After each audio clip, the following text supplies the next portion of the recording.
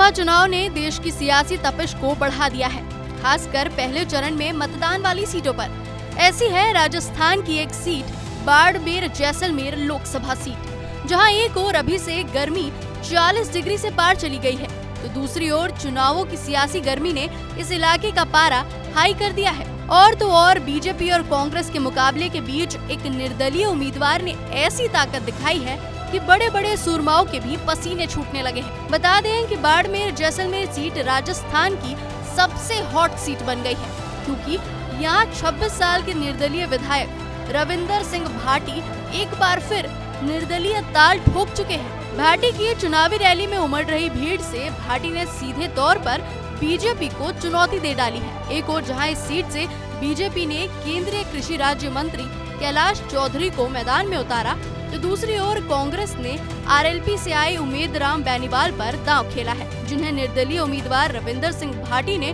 चुनौती देकर बाड़मेर जैसलमेर के संग्राम को दिलचस्प बना दिया है। और सबसे दिलचस्प बात यह है कि बाड़मेर जैसलमेर राजस्थान की एक इकलौती ऐसी सीट है जहां मुकाबला त्रिकोणीय हो चुका है। यहाँ के राजनीतिक इतिहास पर नजर डालें तो 1952 में बाड़मेर जैसलमेर सीट से निर्दलीय प्रत्याशी भवानी सिंह ने कांग्रेस के पूनम चंद बिश्नोई को शिकस्त दी।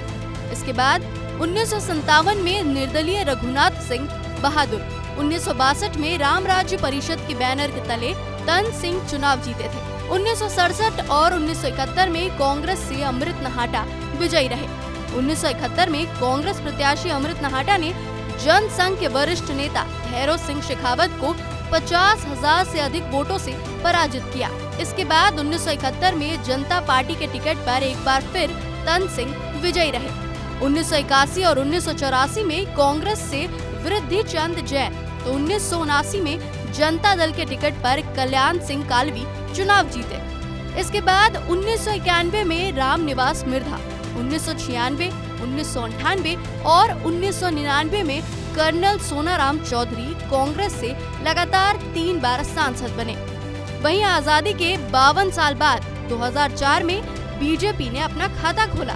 यहां से जसवंत सिंह जसोल के पुत्र मानवेंद्र सिंह चुनाव जीते, लेकिन 1909 में कांग्रेस के हरीश चौधरी ने बीजेपी के मानवेंद्र सिंह जसोल को हरा दिया। वहीं 2014 में सोनाराम ने कांग्रेस छोड़ दी और बीजेपी के टिकट पर चुनाव जीते, और 2019 में बीजेपी के कैलाश चौधरी ने कांग्रेस प्रत्याशी मानवेंद्र सिंह को पराजित कर दिया। यानी बीते कुछ सालों में नजर डाले तो बीजेपी मजबूत रही है, लेकिन पूरा इतिहास देखें तो कांग्रेस का दबदबा ज्यादा रहा है और कई बार निर्दलियों ने भी अपने ताकत से सियासी दलों के दिग्गजों को मात दी है। ऐसे में रविंद्र सिंह भाटी की ताकत ने यहाँ की जंग को रोमांचक बना दिया है। युवा मतदाताओं में भाटी की लोकप्रियता देखते हुए इस बार बाड़मेर जैसलमेर सीट पर त्रिकोणीय मुकाबले के आसार नजर आ रहे हैं। अब एक बार नजर डालते हैं यहाँ के सामाजिक ताने बाने पर। क्षेत्रफल के हिसाब से रेगिस्तानी राज्य की सबसे बड़ी संसदीय सीट बाड़मेर जैसलमेर पर लगभग 18.5 लाख वोटर्स हैं। इस सीट पर जाटों के साथ राजपूतों का भी काफी दबदबा है। जाट मतदाता करीब 4 लाख है, तो राजपूत करीब 2,07,000, साथ ही करीब 2.5 लाख मुस्लिम मतदाता भी हैं, जबकि 4 लाख मतदाता अनुसूचित जाति के हैं। वहीं 5 लाख के करीब अन्य जातियों के मतदाता हैं। अब यह सामाजिक समीकरण किसका साथ देता है और किसे विजयी बनाता है, ये तो 4 जून को ही पता चलेगा। लेकिन युवा विधायक रविंद्र सिंह भाटी के चुनावी मैदान में आने से बीजेपी और कांग्रेस की सांसें फूली हुई है।